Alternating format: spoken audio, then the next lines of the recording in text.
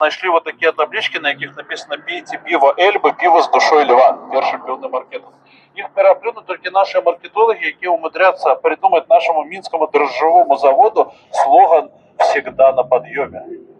Это вот просто на уровне гениально. Пивзавод Оливария, это 28.01.1864. Запоминаем дату. Да. Мінская мяшчанка, яўрэйка Рохля Фрумкіна спадавала гэты завод.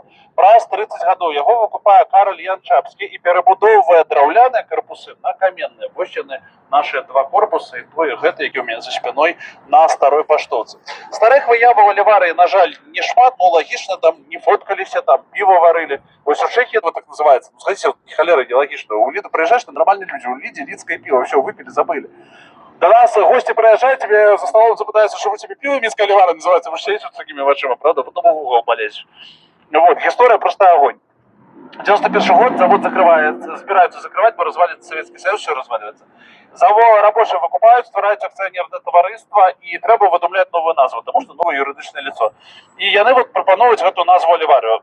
Оливария это в Гугле, вот видите, яны зрабили, как было экскурсоводом, про что распавядать. Короче, уявляем себе сюжет. У вас Библия, потоп, ковчег, на ковчегу ной плаває. Коли потоп починає скончуватися, ну і треба ведати, де земля. І він що робить? Ну, пам'ятний сюжет з Біблії. І він випускає голубку, каже, лети, гляди, де земля.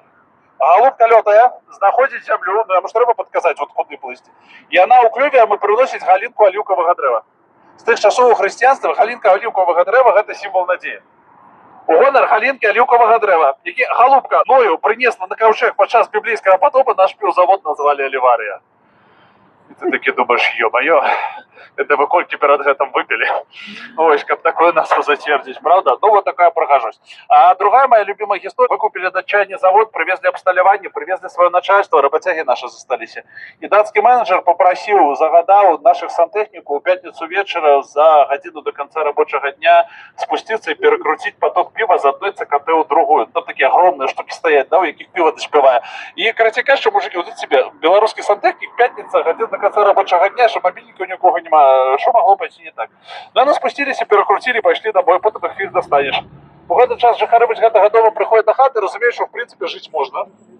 Потому что когда замест горячей воды у тебя 3 годины есть пивный безлимит, и треба поспеть наполнить все, что ты можешь наполнить и покликать соседям, то в принципе да. Единое, что покрытися, конечно, тех, кого в этот час дома не было, и они вот слухают 20 годов, и себе сидят, надеюсь, чекают, пока там будет наступная работа, так сказать, свои пивные фантазии задоволить.